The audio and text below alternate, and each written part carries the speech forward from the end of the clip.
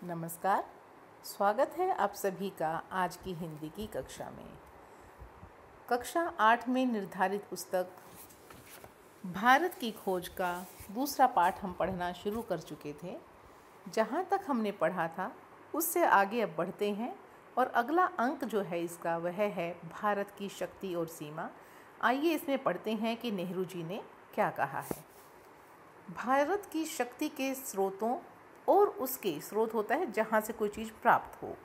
भारत की शक्ति के स्रोतों और उसके पतन गिरावट और नाश के कारणों की खोज लंबी और उलझी हुई है, पर उसके पतन के हाल के कारण पर्याप्त स्पष्ट हैं कि कारण स्पष्ट रूप से हमें पढ़ने पर, इतिहास की जानकारी लेने पर पता चल जाता है कि जो स्रोत थे हमारे, उनमें गिरावट किन कारणों से आई, क्यों शक्ति क्षीण होती गई। भारत तकनीक की दौड़ में पिछड़ गया। टेक्नोलॉजी और यूरोप जो तमाम बातों में एक ज़माने से पिछड़ा हुआ था, तकनीकी प्रगति के मामले में आगे निकल गया। यूरोप जो है भारत से टेक्नोलॉजी में, तकनीक में आगे आ गया। इस तकनीकी विकास के पीछे विज्ञान की चेतना थी तथा हौसलामंद जीवनी शक्ति और मानसिकता थी। नई तकनीकों ने पश्चिमी यूरोप के देशों को सैनिक बल दिया और उनके लिए अपना विस्तार करके पूरब पर अधिकार करना आसान हो गया। सैनिक बल देना कि सेना की जो उनकी स्थिति मजबूत होती गई, उनके पास अधुनातन लेटेस्ट जिसको हम कहते हैं हथियार हो गए, तो उनकी ताकत बढ़ गई। यह केवल भारत की ही नहीं, लगभग सारे एशिया की कहानी है कि यूरोप के जो देश थे उनका कार्य सरल हो गया तकनीकी के कारण। ऐसा क्यों हुआ? इस गुत्थी को सुलझाना ज़्यादा मुश्किल है, क्योंकि पुराने समय में तो भारत में मानसिक सजगता और तकनीकी कौशल की कमी थी नहीं, किंतु बाद की सदियों में उत्तरोत्तर गिरावट का आभास होने लगता है। उत्तरोत्तर धीरे धीरे जो बाद का समय आता गया, उसमें जीवन की लालसा और उद्यम में कमी आ जाती है। क्षीण होती रचनात्मक प्रवृत्ति की जगह अनुकरण की प्रवृत्ति ले लेती है। कहने का मतलब है कि जो रचनात्मक, जो क्रिएटिव बनने की सोच थी हमारी भारतीयों की, कुछ नया रचने की, वह धीरे धीरे रचनात्मक प्रवृत्ति कम हो गई, खुद निर्माण करने की, और उसकी जगह किसने ले लिया? दूसरे की नकल करना, अनुकरण, जो दूसरे कर रहे हैं वैसा वैसा करते चलना। जहाँ कामयाबी के साथ विद्रोही विचार पद्धति ने प्रकृति और ब्रह्मांड के रहस्यों को भेदने का प्रयास किया था, वहाँ शब्दाडंबर से लैस भाष्यकार उसकी जगह लेता दिखाई देने लगा। कि जो प्राकृतिक था, नेचुरल जिसको कहते हैं स्वाभाविक, उससे हटकर शब्दाडंबर सिर्फ दिखावा, कि दूसरों को प्रभावित करने के लिए, दिखावे के लिए हम कुछ खास लिखना जैसे शुरू कर दें, उस तरह का प्रभाव बढ़ गया। भव्य कला और मूर्ति निर्माण का स्थान जटिल पच्चीकारी वाली सावधानी से की गई नक्काशी लेने लगी। वास्तुकला में भी परिवर्तन आ गया। मकानों को बनाना, इमारतों को बनाना, सब में जो है परिवर्तन आने लगा। प्रभावी किंतु सरल, सजीव और समृद्ध भाषा की जगह अत्यंत अलंकृत और जटिल साहित्य शैली ने ले ली। कि जो साहित्य पहले लिखा जाता था बहुत सरल भाषा में, सजीव, उसमें जीवंतता होती थी, लोक जीवन दिखाई देता था, भाषा बहुत अच्छी होती थी। उसकी जगह है क्या है कि ज़बरदस्ती उस भाषा में अलंकार डाले जाना, कठिन भाषा का प्रयोग करना, कि कोई समझे कि बहुत विद्वान ने लिखी है। इस तरह की शैली को लोगों ने अपनाना शुरू कर दिया। साहसिक कार्यों की लालसा और छलकती हुई जिंदगी, जिसके कारण सुदूर देशों में, सुदूर बहुत दूर, भारतीय संस्कृति का प्रसार संभव हो सका था। जो साहस जिनके मन में भरा होता है और इस ऐसे काम करने की इच्छा होती है कि जो और कोई ना करे, हम कर सकें, तो ऐसी लालसा जिनके अंदर थी, उनके कारण हमारी संस्कृति का प्रसार, यानी कि फैलाव दूसरी जगहों पर होने लगा था। क्षीण हो चली और उसके स्थानों पर महासागरों को पार करने पर रोक लगाने वाली संकीर्ण रूढ़िवादिता ने जन्म ले लिया। कि जब उससे पूर्व जो ये हमारे सभ्यता संस्कृति का प्रसार हो रहा था दूसरे देशों तक, अब वह भावना कहते क्षीण होने लगी, कमज़ोर होने लगी। जो प्रसार संभव हो चुका था पहले, लेकिन वह मन में जो भावनाएं बदलती गई, लोगों की सोच बदलने लगी, तो प्रसार का कार्य धीमा हो गया। और उसके स्थान पर क्या हो गया कि जो महान सागर हैं उनको भी कोई क्रॉस ना कर पाए, पार ना कर पाए, ऐसी संकीर्ण रूढ़िवादी छोटी सोच ने जन्म ले लिया और वहाँ पर बंधन डाल दिए गए। जांच पड़ताल की विवेकपूर्ण चेतना लुप्त होती गई और अतीत की अंधी मूर्ति पूजा ने उसकी जगह ले ली। कि पहले अगर हम कोई भी कार्य करते थे, किसी बात को मानते थे, तो बहुत विवेक से, सही गलत सबके बारे में विचार करके, चिंतन मनन करके, तो वह चेतना, वह सोच लुप्त होती गई, गायब होती गई। और अतीत में जो हो रहा था, अंधविश्वास जैसे हम कहते कि जो दूसरे कर रहे हैं वैसा ही हम करते चले, मूर्ति पूजा ने उसका स्थान ले लिया। अतीत के विकट भार ने उसे कुचल कर रख दिया और वह एक तरह की मूर्छा होता है बेहोशी से ग्रस्त हो गई। मानसिक जड़ता और शारीरिक थकावट की इस हालत में भारत का ह्रास होने लगा। भारत की जो विकास की गति थी वह उसमें पतन आ गया, गिरावट होने लगी। वह गतिहीन और जड़ हो गया, जबकि विश्व के दूसरे हिस्से प्रगति के पथ पर बढ़ते गए, दूसरे आगे निकलते गए और हमारे देश में इस संदर्भ में कमी आने लगी। किंतु यह स्थिति का पूरा और पूर्णतः सही सर्वेक्षण नहीं है। लेकिन सिर्फ हम यही कहें कि गिरावट आने लगी तो यह बात पूरी तरह सच नहीं है। पूरा सर्वेक्षण, कंप्लीट सर्वे नहीं है यह। बहुत कुछ है जो बेहतर भी था। यदि केवल जड़ता और गतिहीनता का एक रस और लंबा दौर रहा होता तो उसका नाता अतीत से पूरी तरह टूट जाता। तो हमारे अतीत में जो कुछ बहुत अच्छा था हम उससे दूर हो जाते। एक युग का अंत और उसके ध्वंस अवशेषों पर किसी नई चीज़ का निर्माण होता।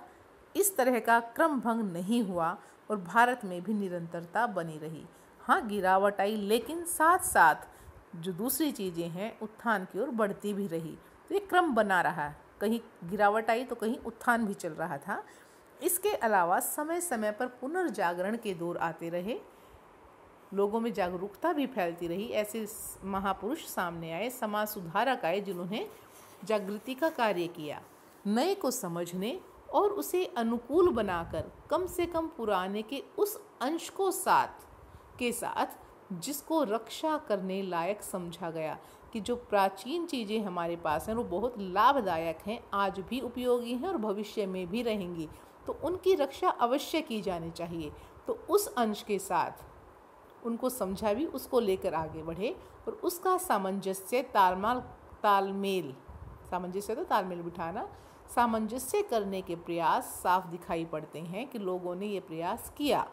अक्सर पुराने का केवल बाहरी ढांचा प्रतीक के रूप में बचा रहा और उसकी अंतर्वस्तु बदल गई।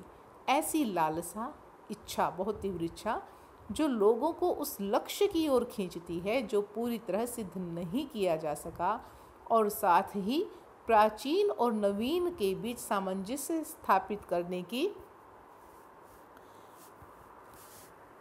इच्छा बराबर बनी रहती है। अर्थात जो हमारा पुराना था और जो आज नया है।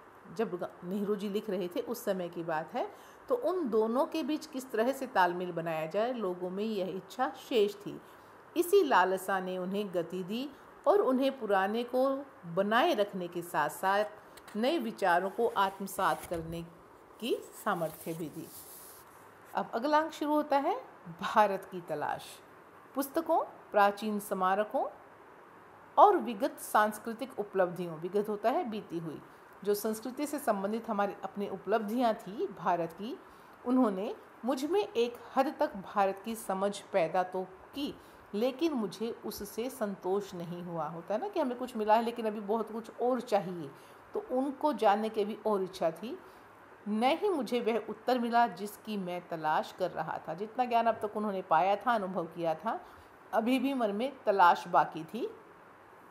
वर्तमान मेरे लिए और मुझ जैसे बहुत से और लोगों के लिए मध्ययुगीनता, भयंकर गरीबी एवं दुर्गति और मध्य वर्ग की कुछ सतही आधुनिकता का विचित्र मिश्रण है। सतही, ऊपरी तौर पर। मैं अपने वर्ग और अपनी किस्म के लोगों का प्रशंसक नहीं था, फिर भी भारतीय संघर्ष में नेतृत्व करने के लिए मैं निश्चित रूप से मध्य वर्ग की ओर देखता था कि मध्य वर्ग ऐसा वर्ग है जो भारत में संघर्ष की जो स्थिति जिनके बीच है, उनकी जो लीडरशिप क्वालिटी है वो मध्य वर्ग में है। यह मध्य वर्ग है जो सबको आगे लेकर जा सकता है। यह मध्य वर्ग स्वयं को बंदी और सीमाओं में जकड़ा हुआ महसूस करता था, क्योंकि मध्य वर्ग की जो समस्याएं थी, जो उनकी स्थिति थी, वह सब एक तरह से भारत की स्थिति को दिखाती थी, इसलिए कहा कि नेतृत्व करता था और खुद तरक्की और विकास करना चाहता था। जब वो जकड़ा है तो जो जकड़ा है उससे बाहर निकलने की छटपटाहट होती है। तो मध्य वर्ग भी है जो आगे बढ़ना चाहता था, विकास करना चाहता था, प्रगति करना चाहता था। अंग्रेजी शासन के ढांचे के भीतर ऐसा न कर पाने के कारण उसके भीतर विद्रोह की चेतना पनपी, लेकिन यह चेतना उस ढांचे के खिलाफ नहीं जाती थी जिसने हमें रोंद दिया था। लेकिन चेतना जागी तो सही थी, लेकिन अभी हम इतने नहीं चेते थे कि जो हमारे खिलाफ थे, जिसने हमारे विकास में अवरोध उत्पन्न किया था, हम पूरी तरह से कुचल कर आगे बढ़ सकें। ये उस ढांचे को बनाए रखना चाहते थे और अंग्रेज़ों को हटाकर उसका संचालन करना चाहते थे और उस करने में बहुत फ़र्क है। इच्छा जागृत हो गई थी, और जब इच्छा जागृत हो जाती है, इच्छा के जागृत होने के बाद ही हम कुछ ऐसा करते हैं कि उसमें हम सफलता प्राप्त कर सकें। तो ये मध्य वर्ग के लोग इस हद तक इस ढांचे की पैदाइश थे कि उसे चुनौती देना या उसे उखाड़ फेंकने का प्रयास करना इनके बस की बात नहीं थी। उस समय स्थितियां ही ऐसी थीं। नई ताकतों ने सिर उठाया और वे हमें ग्रामीण जनता की ओर ले गई। तो गांवों की तरफ हमारा रुख हुआ। पहली बार एक नया और दूसरे ढंग का भारत उन युवा बुद्धिजीवियों के सामने आया जो इसके अस्तित्व को लगभग भूल ही गए थे या उसे बहुत कुछ अहमियत देते थे। यह दृश्य बेचैन कर देने वाला था, इसलिए कि उसने हमारे कुछ मूल्यों और निष्कर्षों में संदेह उत्पन्न कर दिया था कि जो हमारे आज तक के मूल्य स्थापित हुए हैं या जो निष्कर्ष या कंक्लूजन्स हमने निकाले हैं, उनमें उन्हें डाउट लगने लगा। तब हमने भारत के वास्तविक रूप की तलाश शुरू की कि वास्तव में हमारा भारत क्या है, और इससे हमारे भीतर इसकी समझ और द्वंद्व होता है लड़ाई, कॉन्फ्लिक्ट जिसको कहते हैं, दोनों ही पैदा हो गए। कुछ लोग इस ग्रामीण समुदाय से पहले से परिचित थे, इसलिए उन्हें कोई नया उत्तेजक अनुभव नहीं हुआ क्योंकि वो गांव में रहे हैं तो उन्हें मालूम था। पर मेरे लिए, किसके लिए, अर्थात नेहरू जी के लिए, यह सही अर्थों में नई तलाश के लिए यात्रा थी। गोया कि मुझे बराबर अपने लोगों की असफलताओं और कमज़ोरियों का दर्द भरा एहसास रहता था। बेशक उनके लिए वो सब कुछ नया था, लेकिन सभी लोग जो उनके अपने थे, अपने सिर्फ परिजन नहीं, अपने देश के लोग, अगर वो असफल हैं, उनकी कोई कमज़ोरी है, उनके दर्द का एहसास भी वो कर पाते थे। पर भारत की ग्रामीण जनता में कुछ ऐसा था जिसे परिभाषित करना कठिन है, पर उसने मुझे बराबर आकर्षित किया कि सही रूप में तो मैं उनको बता ही नहीं पाता, लेकिन वो गांव जो है मुझे खींचते थे। उनमें कुछ ऐसी बात थी जो मध्य वर्ग में अनुपस्थित थी। मध्य वर्ग प्राय कहाँ रहता है? शहरों में। जो लोग गांवों को छोड़कर शहरों में आकर बस गए हैं वह मध्य वर्ग है। तो मध्य वर्ग का ही उन्होंने जिक्र किया था कि वो जकड़ा हुआ सा रहता है, नेतृत्व करता है उन समस्याओं का जिससे भारतीय जनता जूझ रही है, लेकिन वह उतना साहस नहीं जुटा पा रही है कि उन स्थितियों के खिलाफ पूरी तरह खड़ी हो सके। उसके बाद नेहरू जी जानने के लिए गाँवों की तरफ रुख करते हैं और गाँव जो है उन्हें आकर्षित करते हैं, लेकिन वो कहते हैं कि मैं उन्हें पूरी तरह परिभाषित नहीं कर पाता, शब्दों में नहीं बांध पाता। मैं आम जनता की अवधारणा को काल्पनिक नहीं बनाना चाहता, कल्पना का रूप उसे नहीं देना चाहता। मेरे लिए भारत के लोगों का अपनी सारी विविधता के साथ वास्तविक अस्तित्व है कि सबका अपना व्यक्तित्व है, अपनी भाषा, अपनी संस्कृति, अपना रहन सहन, अपने ढंग हैं। तो वो कहते हैं उनका वही वास्तविक अस्तित्व है और मैं उसे कल्पना के दायरे में नहीं रखना चाहता हूँ। उनकी विशाल संख्या के बावजूद मैं उनके बारे में अनिश्चित समुदायों के नहीं, व्यक्तियों के रूप में सोचने की कोशिश करता हूँ। एक समूह के बारे में नहीं सोचता कि एक पर्टिकुलर कोई कम्युनिटी है हम उसके बारे में बात करें, नहीं, एक इंडिविजुअल के बारे में, एक व्यक्ति के बारे में सोचने की कोशिश करता हूँ। चूँकि मैंने उनसे अपेक्षाएं नहीं रखी हैं बहुत सारी, शायद इसलिए मुझे निराशा भी नहीं हुई। अगर हम किसी से उम्मीद रखते हैं और उम्मीद पूरी ना हो तो मन में दुख होता है, परेशानी होती है। तो कहते हैं मैंने उम्मीद रखी नहीं थी, अपेक्षा रखी नहीं थी, तो निराश भी नहीं हुआ। मैंने जितनी उम्मीद की थी उससे कहीं अधिक ही पाया। मुझे सूझा कि इसका कारण और इसके साथ ही उनमें जो एक प्रकार की दृढ़ता अर्थात मजबूती और अंतःशक्ति है, उसका कारण भारत की प्राचीन सांस्कृतिक परंपरा है, जिसे उन्होंने कुछ अंशों में भी आज भी बचाए रखा हुआ है। कि जो प्राचीन सांस्कृतिक परंपरा है, जो भारत की प्राचीन संस्कृति है, उसके जो कुछ अवशेष बचे हैं, कुछ कहीं अगर अंश बचे हुए हैं, तो ये उन्हीं लोगों की मजबूत मन की शक्ति का परिणाम है कि उन्होंने आज तक उसे जीवित रखा हुआ है। वरना आधुनिक कहे जाने वाले लोग उससे अपने आप को मुक्त करने में बड़ा गर्व अनुभव करते हैं। पिछले 200 वर्षों में उन्होंने जो अत्याचार झेला है, बहुत कुछ तो उसी के कारण समाप्त हो गया। फिर भी कुछ तो ऐसा बचा रहा है जो सार्थक है, जिसका कोई अर्थ है, जिसका कोई औचित्य है, और उसके साथ बहुत कुछ ऐसा है जो निरर्थक और अनिष्कर है, और बहुत कुछ ऐसा भी है जो उपयोगी नहीं रहा है और अहितकारी भी है, उसका अब कोई औचित्य नहीं रहा है। तो आज इस वीडियो में हम इतना ही पढ़ेंगे। अगला अंक पढ़ते हैं अगली वीडियो में। तब तक के लिए धन्यवाद।